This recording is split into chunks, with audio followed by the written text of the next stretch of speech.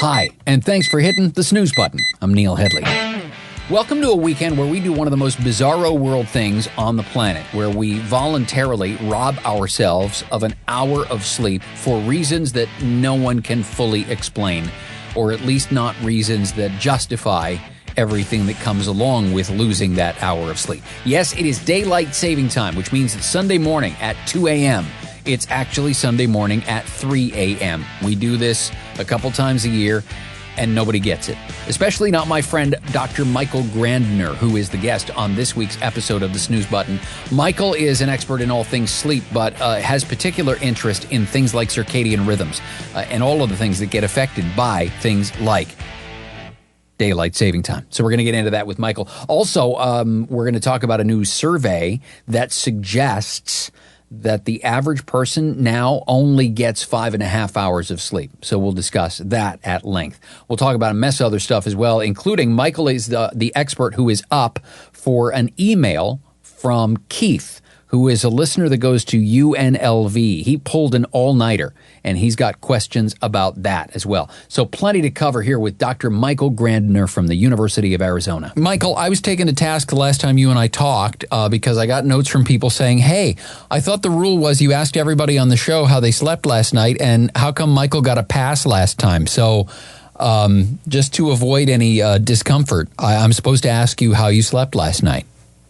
So last night I slept pretty good, and even though it wasn't home last night, I was able to get some good sleep and be rested for today. Okay, good. Yeah, and we should get this out of the way right away. Michael is with us in the car on the road as we speak. So that if all of a sudden you hear things like his indicator because he's a conscientious driver, then you know. Listen, the thing I really wanted to get into with you this week, people are probably wrestling with this as we speak, and I'm not 100% sure why we still do it, daylight saving time, and the stuff that does to everybody's sleep by virtue of springing ahead and losing an hour of sleep. And I know this is a subject near and dear to your heart. I know this is something you know a billion things about. Give me the treetops. What does this do to us? What does this hour of sleep do to us? And is there anything we can do either before or after to combat it? Yeah, so basically we're all jet lagging ourselves on purpose, en masse, for some reason. Right. That nobody quite knows why we do it anymore. We just all decided that, you know what, we want to shake things up a couple times a year. Well, a lot of it has to do with when it's light during the day, but you know, a lot of that doesn't really matter as much anymore. And actually, there's a really interesting thing that happened last year. There's an organization called the Society for Research on Biological Rhythms. This is a scientist organization. It's a science organization of people who do circadian rhythms research. And the thing about this organization is, you know, they have scientific meetings. They have the Journal of Biological Rhythms where people publish their findings in. But they don't make public statements. I don't think they have, up until last year, I don't think they've ever made a public statement about pretty much anything because they're scientists and they're not public health, public advocates of anything. And then last year, they came out with an official position statement on daylight savings time saying it's time to retire it. We should be on standard time all the time. There's no reason to change. And if anything, it's a net loss. And so I know these people. I'm actually not an SRBR member. I probably should be, but of the organization I'm in, I'm not in SRBR, but I have a lot of friends who are. I know the organization really well. These are not people who come out and make claims that are not well defensible. These are people who have dedicated their life to studying circadian rhythms in a lab, and they took it upon themselves to be like, you know what? We've never really said anything publicly before about circadian rhythms, but, you know, we're going to make a statement, and our statement is going to be, why the heck are we still doing daylight savings time from a circadian perspective? So what does it do? So the treetops version. So I mean, essentially, we're jet lagging ourselves on purpose. So what that means is we're changing the external clock without changing our internal clock because we don't have direct control over that. And then we got to wait for it to catch up. And so this time of year, the big issue is where we lose an hour of sleep, because that's what everybody needs, is to sleep less right now. So yeah. So we all lose about an hour of sleep unless you prepare for it, and I'll tell you an easy way to do that. And so a couple of things happen. First of all, everyone's waking up an hour. Even if you have to wake up at around the same time every morning, now you're waking up an hour early for a day. And so what that can do is, maybe for most people, waking up an hour early isn't a huge deal. But for some people, it can make the difference between being able to be alert on your way to work and having trouble keeping your eyes open. It could, and more seriously, there's effects on the cardiovascular system, because the heart and blood pressure in particular is controlled by these rhythms. And the morning period is a really important time for the heart, because it's supposed to be resting during the night. Your blood pressure drops. And then when you wake up, it's part of this process where your blood pressure is rising again. And that's why most heart attacks happen in the morning, because that's a sort of a sensitive area for the heart. And so now what you're doing is you're putting just a little more stress on that system, which is why at the population level, you see this uptick in cardiovascular issues right around daylight savings. It's small, but on a population level, it's noticeable, and there's real, there's real people's health at stake. So really, for most people, it's you're going to be a little bit more sleep deprived than usual, so just be a little more careful. For some people who are right on the edge, it might mean the difference between being all right and being not all right. It is just an hour. I mean, and anyone who travels east an hour is really going to have a very similar effect. And that's, or if you're just randomly cutting an hour out of your sleep, part of the effect is just the sleep loss.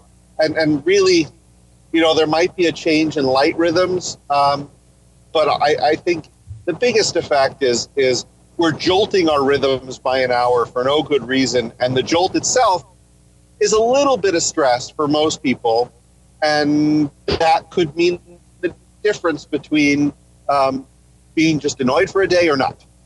Okay, so but a good way to address it. Keeping in mind that for a lot of people, they'll be hearing this after daylight saving has already kicked in. I'm debating as you and I sit here, because to be honest, and let people behind the curtain, we're recording this on Friday afternoon, and I'm debating putting the episode out early, because I bet there are things that people can do to reduce the impact of that hour, or are there? Yeah, so I mean, really, probably the simplest thing you can do to minimize the impact of this is cushion the blow a little bit. And one way to do this is to actually pre-adjust, so that you're at the point where you're going to bed an hour early before waking up. Now, for most people, that's logistically difficult. Right. So one way to split the baby would be to go to bed about a half an hour early. Like, so if people are listening to this on, say, Saturday, the last thing anyone wants to do is go to bed early on a Saturday, but I'm old, so I could do that. So the first thing I would say would be go to bed 20 to 30 minutes earlier on Saturday and wake up a little earlier than you planned. So you're getting about the same amount of sleep as normal. It's just shifted around a little bit. The next thing I would say is, as soon as you wake up on Saturday morning, get light that's as bright as, or Sunday morning especially, get light as bright as possible. Now, some places in the country and in the world, it's not very bright in the morning this time of year, so you might need to turn on a really bright light or something. But getting bright light as soon as you wake up is key here, because it'll help you shift. It'll help you shift just a little bit, where it'll wake you up just a little bit quicker that morning, which will prepare you to go to bed just a little bit earlier the next night, so that you can pre-shift yourself, a half an hour to an hour a day, without too much extra trouble. if you time the light in the morning by getting super bright light in the morning. And then also that means trying to avoid light at night sort of as much as possible. Dim light, especially if it's sort of a warm orangish yellow light, is probably totally fine. But prepare yourself for sleep by making the lights extra dim beforehand for a day or two beforehand. And then as you're adjusting, you want to give yourself darkness at night to prepare yourself for sleep a little earlier. And then you want to give yourself bright light in the morning as soon as you wake up, so that when you're waking up, so like, in the morning with the shifted time, you're already pre-shifted a little bit. And you can do that. You can shift 20, 30 minutes in a day without too much effort. And it won't impact your system nearly as much as like doing a full hour. So for people who are hearing this after the fact, and maybe they're hearing it, say, Monday morning, because that's when episodes of the Snooze Button normally come out.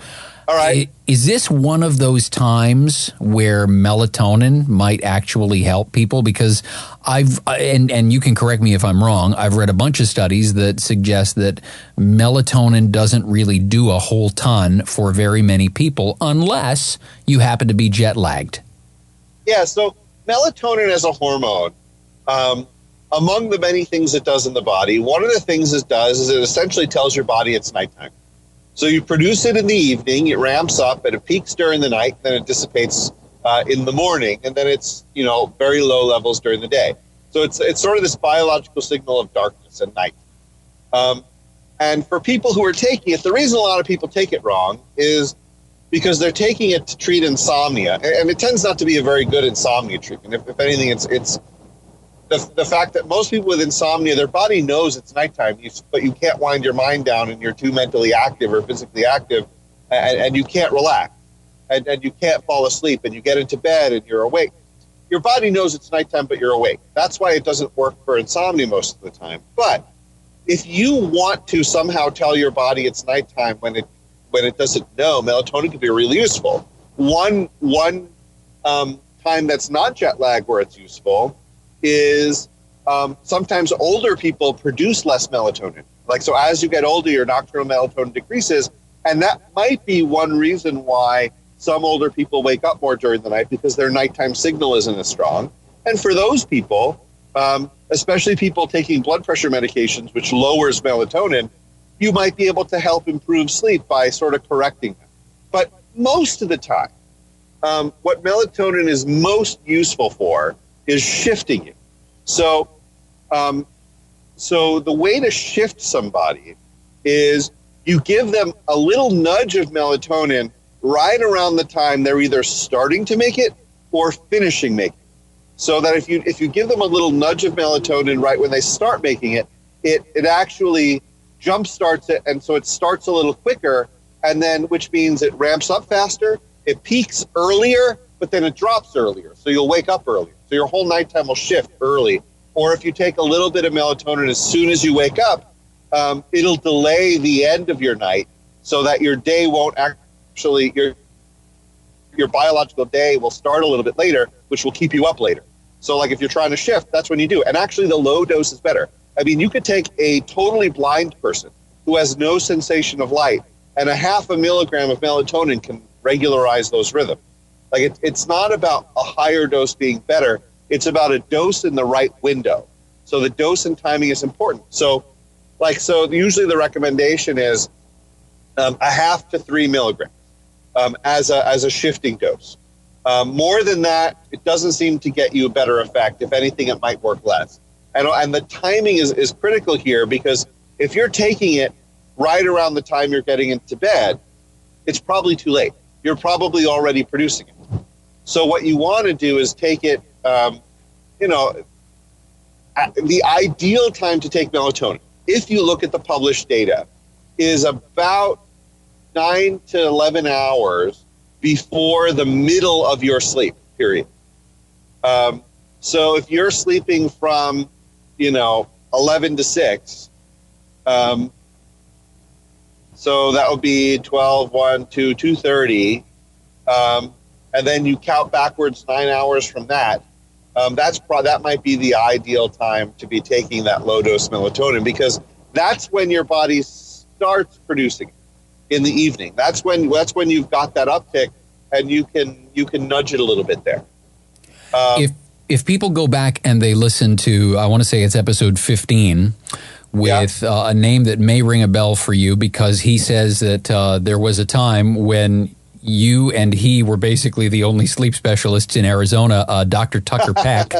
Yep. Yeah. So Tucker told us, and I think it was episode 15, that one of the dangers that people can run into with dosing themselves on melatonin is that if you do it for an extended period of time, you're basically teaching your body to produce less. So there's definitely controversy around that, where it's possible that that's happening, and it seems like for some people that might be the case, for others maybe not. It depends on sort of when you're dosing it and timing it. If you're using melatonin to shift yourself, it should be, for a short period of time anyway. So if people are listening to this on Monday and they're suffering a little bit, what I would say, if you're going to use melatonin, I would say use it in the evening, probably a few hours before bed as a low dose, a couple days in a row, and see if it helps you get to bed a little on the earlier side. If it does, then it's doing its job. And then by the time you're going to sleep at the time you want to, you've shifted yourself and you're probably okay. And just to adjusting to a temporary change. Some people, need melatonin all the time. Those would be, so some people just, their biological night is in a very inconvenient place, where most people, their biological night is like 10 p.m. to 7 a.m. or something like that. Sure. Where there's some people where they're real night owls, where their biological night starts at like 3 a.m. Like, that's really inconvenient for people who want to be employed. So what they need to do, right. So what they need to do is you can use light and melatonin to just shift yourself all the time. And so those people just might need to be continually keeping their thumb on that system to keep themselves shifted. Right. But most people, if you're dealing with a temporary change, use melatonin a little bit. Another use for melatonin is a different dose, more like a 5 milligram dose, about a half an hour before going to bed. And that can also help you fall asleep a little faster. It won't it probably won't shift you very much, but it might help you fall asleep just a little bit faster. Interesting. Okay. Among the things that I love when you and I get the chance to connect and talk about stuff, I like seeing the things that are on your radar, but I want to ask you about something that I know you saw, because I think you either liked it or retweeted it, that was on my radar this week, was a survey that came out that revealed that, at least according to the respondents of the survey, and I have questions about that too, the average American now sleeps about 5 hours and 30 minutes a night. And in my head, I'm hearing alarm bells and public health crisis and all that. Am I overreacting to this, or is 5.5 hours a big deal? Well, 5.5 hours would be a big deal. I don't think so.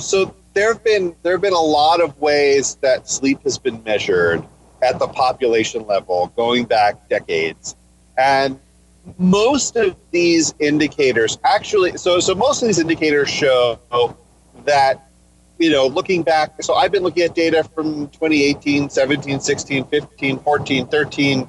Going back till 2005, 2006, and even looking at data from back in the 80s.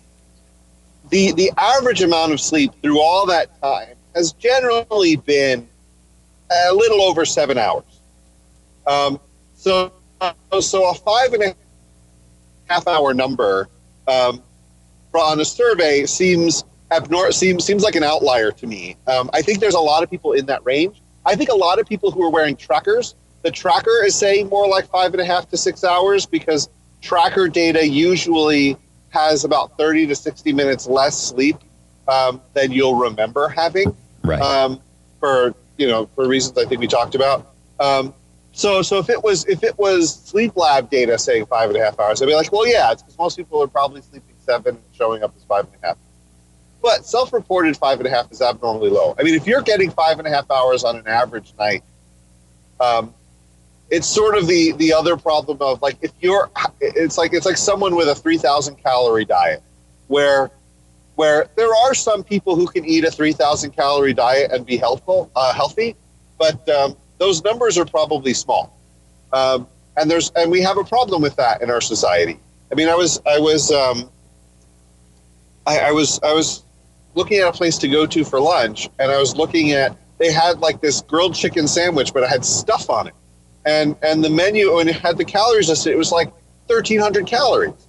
I'm like, well, that's not a chicken sandwich I'm going to have for lunch. But we live in a society where making the unhealthy choice isn't always easy. Making the healthy choice isn't always easy. And making unhealthy choices is sometimes seen as the default.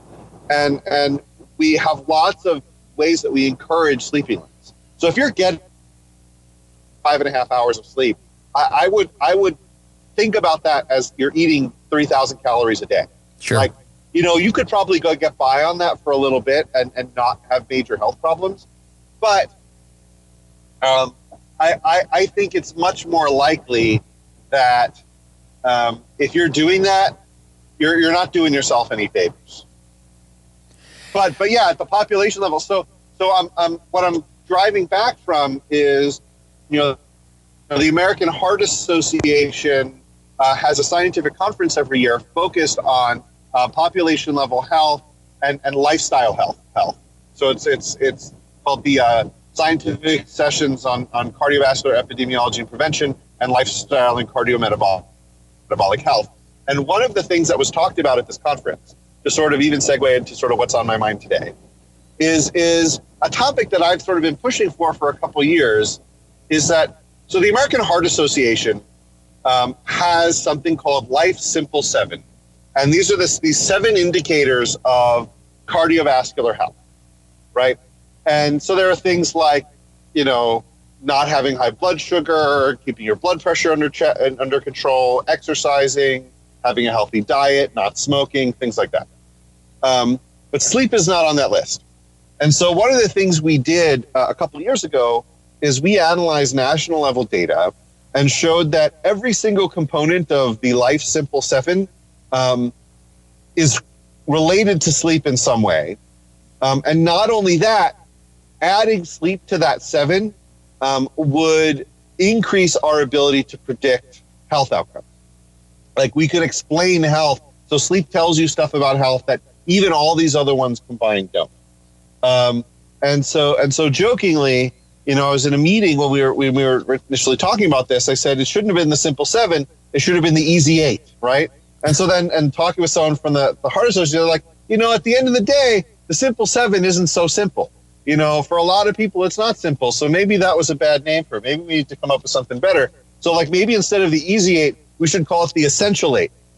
And so what was interesting is that idea has sort of been growing. And actually, there was more data, not even from me, presented at this meeting. There was somebody else who was presenting this idea of should sleep be added, and should it actually have been the Essential 8 instead of the Simple 7? And it caused a lot of buzz at this meeting because the Simple 7 is sort of like one of the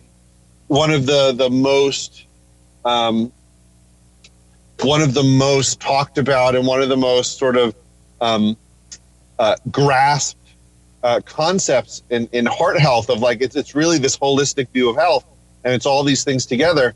It's like, well, actually, maybe when we were putting this together, we forgot one. And so I think if there's lots of people out there getting 5.5, even 6 hours of sleep, I would say to them that sleep is one of those Essential 8, and if you're not getting that, it's going to be hard to be in good health.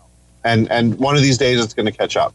I feel like people who respond to a sleep survey probably have something in particular going on with their sleep to begin with anyway. Otherwise, why respond to a sleep survey? But that's me.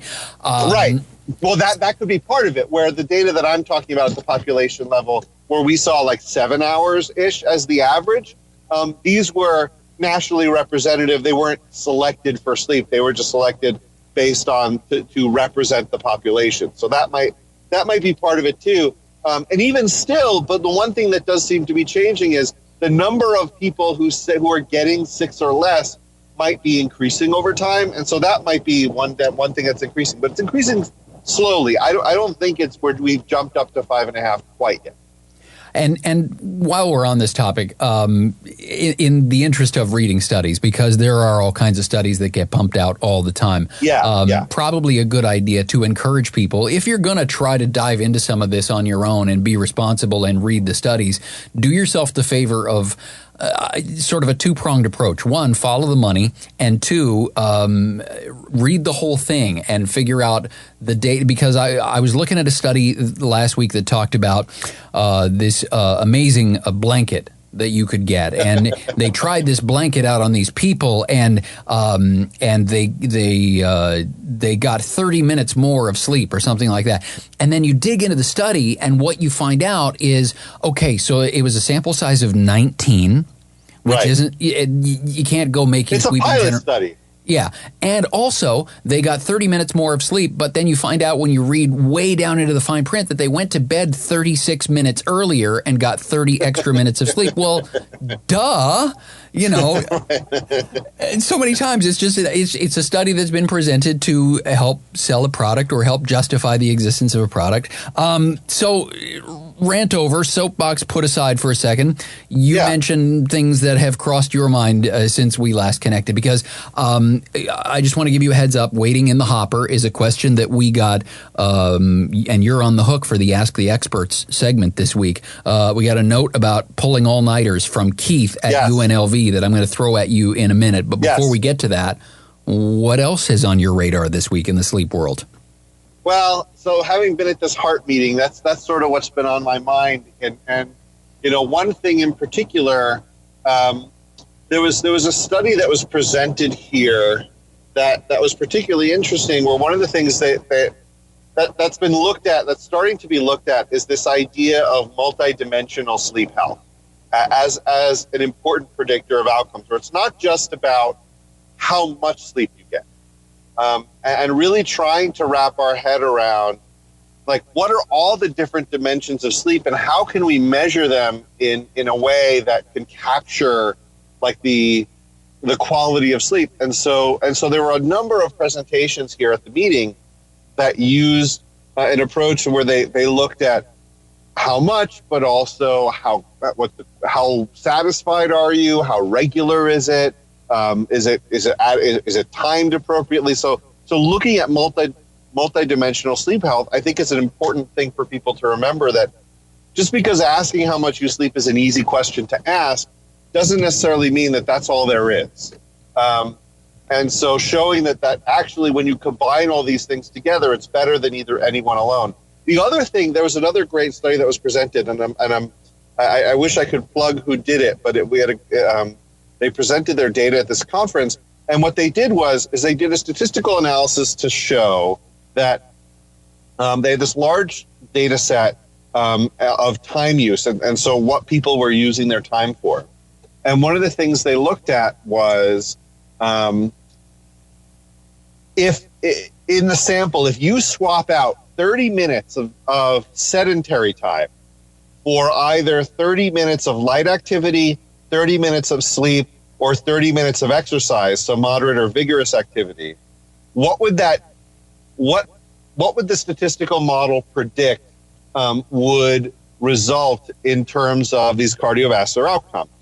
And for some of them, it didn't seem to make a huge difference, but there were some that it really did, especially like overall cardiovascular health and body mass index and weight change. It also looked like with blood pressure too.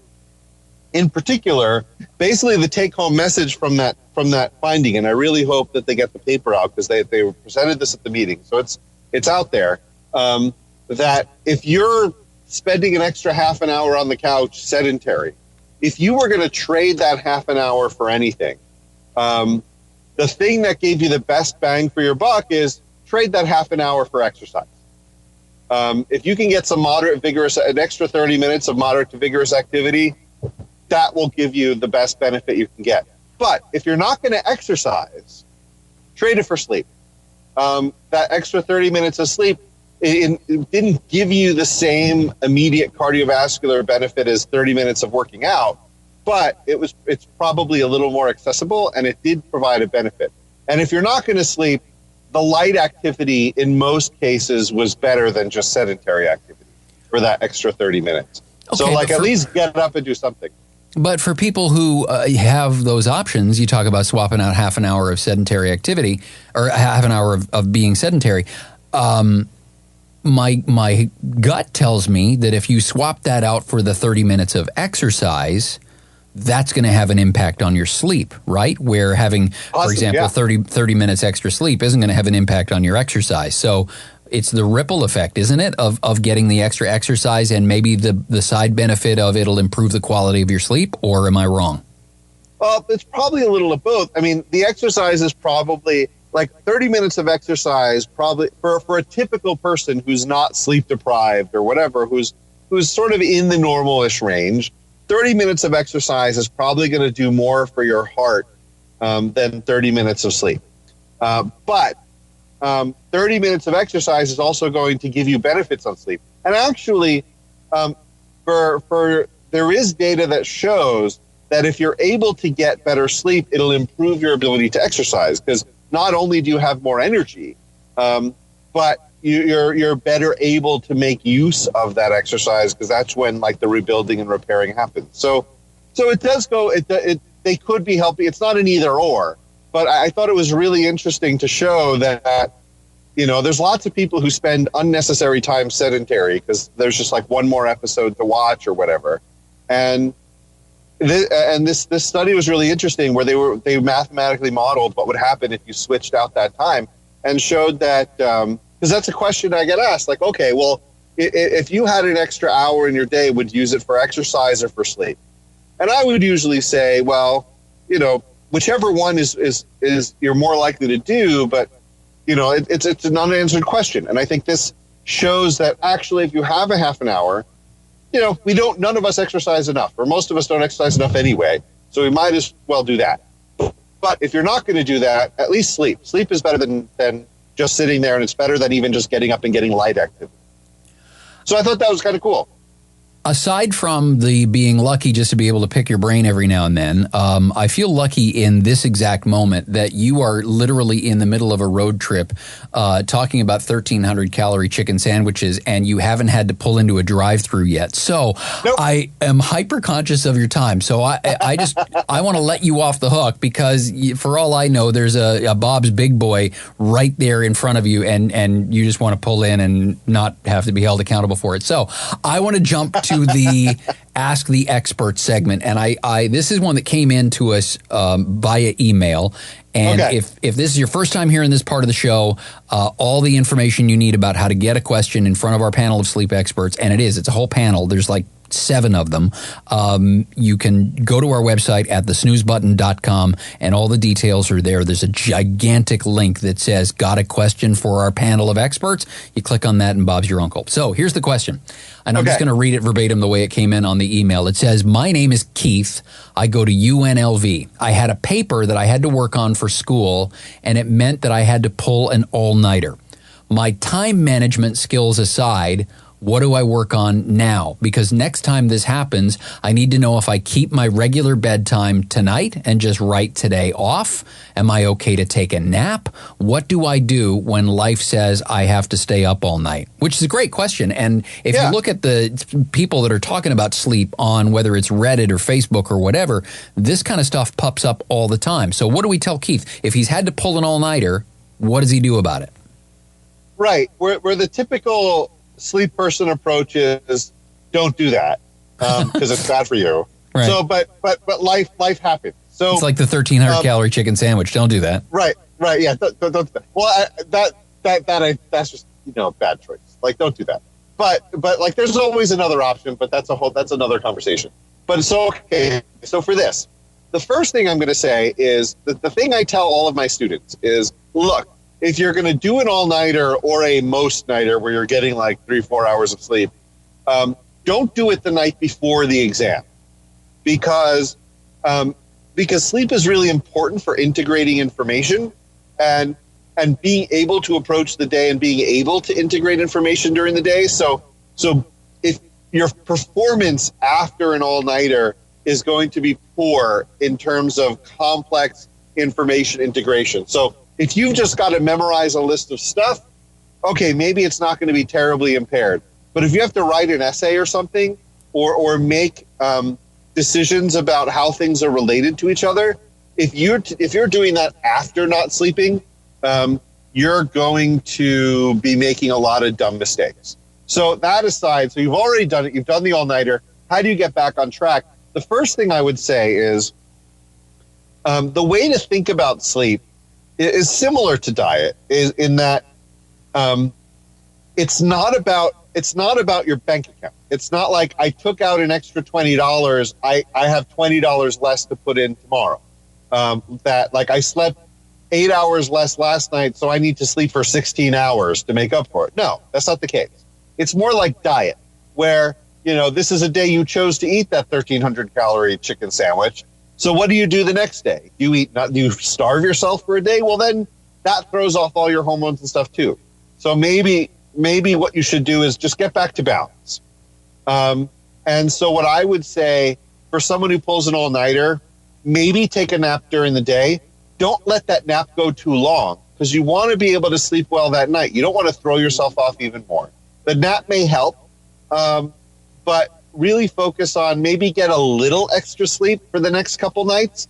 But within a few nights, you should be back to normal. Within a couple days, if you get about your normal sleep period, as long as you're getting sort of a regular amount of sleep at night, and the amount of sleep you're getting is fine, giving yourself like a little extra for a couple days is probably fine. No more. I would say a good rule of thumb is I wouldn't change your sleep schedule by more than an hour at a time. So like if you're gonna pull an all-nighter, spend an extra hour asleep for the next couple of days, and you'll probably be back to normal. Just don't do it a lot, because it's not like, oh, I can pull an all-nighter every 3 days, is what you're telling me. Like, no, not saying that. What I'm saying is, if you throw yourself off balance, you can get back into balance. If you're consistently throwing yourself off balance one way or the other, the system is going to get stressed out. Does that make sense? That makes total sense. I hope it makes sense for Keith. Keith, drop us a line once you've heard this and let us know if that all resonated with you. Michael, I appreciate the time, as always. We'll make sure people know how to find you in the show notes and on our website at snoozebutton.com. But drive safe. Enjoy the salad. All right. Thank you very much. Well, something in the middle. You say, like I said, balance. Dr. Michael Grandner, University of Arizona, here on the Snooze Button podcast. So, lots to look up when you get to the snoozebutton.com. You can go there for the show notes, for the links. All the information on Michael is waiting for you there. Plus, a bunch of other stuff to do, too. You can go to the contest page. We're always giving something away on our website. You can leave a question for our panel of experts. There's a massive link, like I mentioned when I was talking to Michael about it. It's very easy to do. You can leave us a voicemail. You can send us an email. You can use our SpeakPipe page if you want to do it that way, depending on how technically savvy you are. So that's easy too. You can leave us your feedback. You can get links to all our social media profiles. If you are so inclined, you can support the show with a donation to help keep it commercial free and keep the doors open.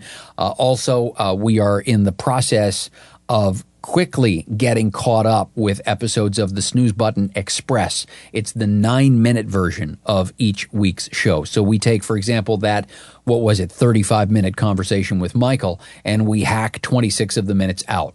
And so we present you with the other 9, and we try to keep in as many of the highlights as we possibly can. So lots of valuable information in not very much time. Plus, special thing that we're adding to the snoozebutton.com website. If it's not already there by the time you go and look at it, it will be there in the next couple of days. The option to subscribe to the podcast by email. There are millions of people who have no idea even what podcasts are. Although there's a new survey that came out that said about 75% of people, at least in North America, have some familiarity with podcasts. It doesn't mean they know how to use them, because that's still a number that's around 52%. 52% of people have never listened to a podcast. And in a lot of cases, especially with people who are of the demographic where insomnia and things of that nature become more and more prevalent, there might be a technical barrier there. And so we've made it even easier to subscribe to the podcast when it comes out every week. It'll just get sent straight to their inbox.